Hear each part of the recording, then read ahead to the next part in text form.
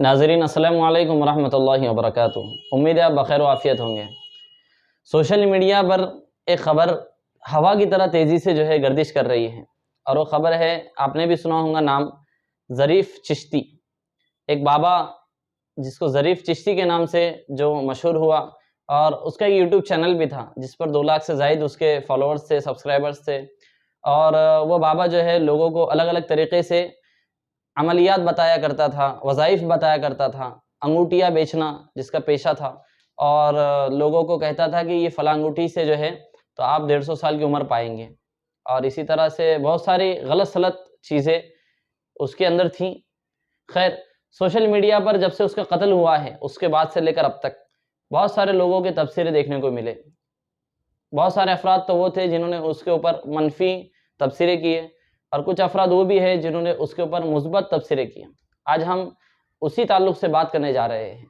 ज़रीफ़ चिश्ती, जिसका नाम बाबा ज़रीफ़ चिश्ती था, और वो अपने तरीक़े से जो उनके फॉलोअर्स थे, जो उसके चाहने वाले थे, जो उनके मुरीदीन थे और जो उसके मानने वाले थे, वो लोग ही बस उसका नाम जानते थे। और उसका यूट्यूब चैनल था जिसको वो ख़ुद भी हैंडल किया करता था, और उसके ऊपर अपने ख़ुद की जो बनावटी वीडियोज़ थी, उसको फूलों से लदा हुआ, फूलों में जो है उसको डुबोया गया, ऐसी वीडियो बनाकर वो सोशल मीडिया पर अपलोड किया करता था। और साथ ही साथ बहुत सारे वज़ाइफ़ वग़ैरह वो बताया करता था।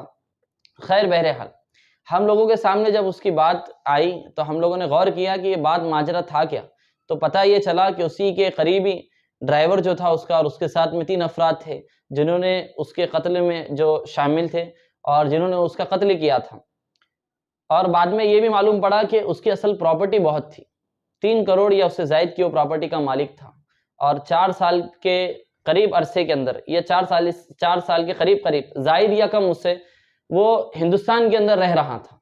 इन 4 साल अरसे के अंदर उसने इतनी ज़्यादा प्रॉपर्टी अपने नाम पर की थी। और नासिक ज़िले के एक जगह पर, योला नामी एक जगह पर उसका वहाँ पर कत्ल हुआ। और वहीं से जो है तो बहुत सारी चीज़ें मालूम भी पड़ी कि उसकी प्रॉपर्टी वगैरह, उसके सब चीज़ें।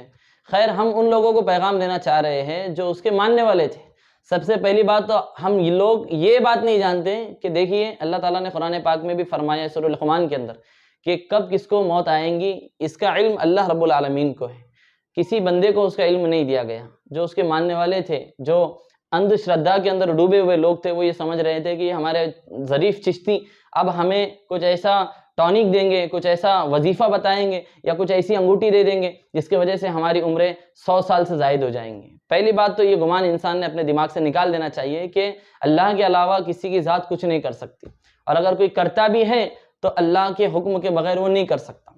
और सबसे बड़ी बात तो ये, मौत का जहाँ तक ताल्लुक़ है, वो तो लिखी हुई मुक़द्दर है इंसान का, कब आएंगी अल्लाह के अलावा कोई नहीं जानता। तो सबसे पहली बात तो हम उन लोगों को पैगाम देना चाह रहे हैं जो अब भी उनको मानते हैं, या उनके जो है उसके इंतकाल के बाद, उसके कत्ल होने के बाद भी उसको चाह रहे हैं, तो हम उन तक ये पैगाम पहुंचाना चाह रहे हैं कि भाई साहब, अल्लाह रब्बुल आलमीन के अलावा किसी को नहीं मालूम कि उसकी मौत कब आएंगी। रिस्क इंसान का कितना लिखा हुआ है, ये अल्लाह रब्बुल आलमीन के अलावा किसी को नहीं मालूम।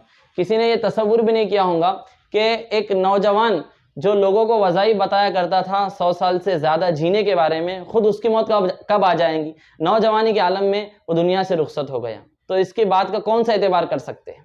सबसे पहली बात तो ये।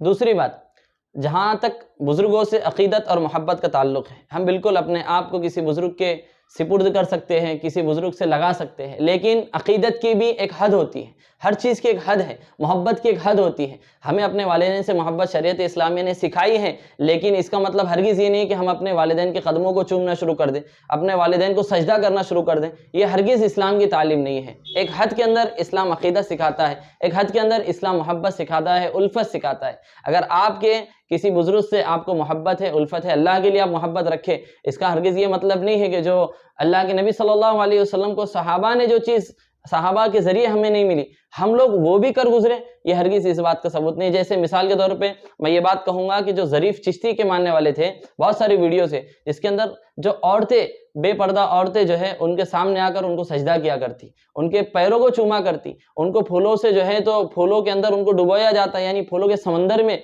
उस बाबा की बस गर्दन तक, यहाँ तक जो है तो फूल डाले जाते। تو یہ اچھی بات نہیں ہے. یہ چیز کا نہ سنت سے ثبوت ملتا ہے نہ شریعت سے ثبوت ملتا ہے. تو یہ چیز جو بیجا چیزیں ہیں جس کو ہم بدعت کہہ سکتے ہیں, جس کو ہم گمراہی کہہ سکتے ہیں, ایسی چیزوں کے اندر پڑھ کر اگر ہم کسی سے عقیدت کر رہے ہیں تو وہ عقیدت نہیں ہے, وہ گمراہی ہے.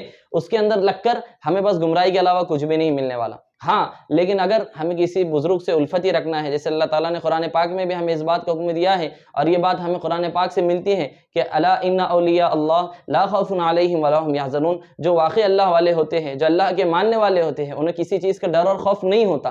تو اگر واقعتاً ایسے بزرگ ہیں جو سنت کے بہت زیادہ پیروکار ہے, سنت کے پابند ہے, اور جو ہے تو ان کے اندر کوئی ایسی چیز نہیں ملتی جو شریعت یا سنت کے خلاف ہے, تو ہم بالکل ان سے محبت اور عقیدت رکھ سکتے ہیں.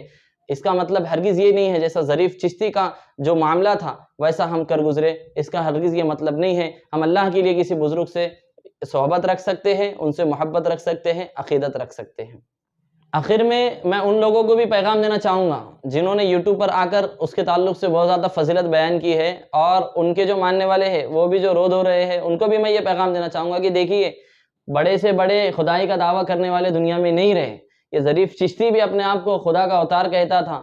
وہ کہتا تھا کہ میرے اندر خدا علول کر رہے ہیں, اور کبھی چکر مار کر اور خود ڈانس کر کے یہ بتاتا تھا کہ نعوذ باللہ ثم نعوذ باللہ وہ کچھ اوتار ہے, یا پھر وہ خدا کا بہت بڑا برگزیدہ بندہ ہے, بزرگ ہے, ولی ہے. یہ سب چیزیں نہیں ہیں میرے بھائی. جو اللہ والے ہوتے ہیں وہ آپ کو مسجدوں کے اندر ملا کریں گے. جو اللہ والے ہوتے ہیں وہ ایسی جگہ پر ملیں گے جہاں پر جانے سے اللہ پاک خوش ہوتے ہیں. جو اللہ والے ہوتے ہیں وہ عورتوں سے اپنے دامن کو اس طرح سے بچاتے ہیں جس طرح سے کیچڑ میں گزرنے والا آدمی اپنے دامن کو بچاتا ہے.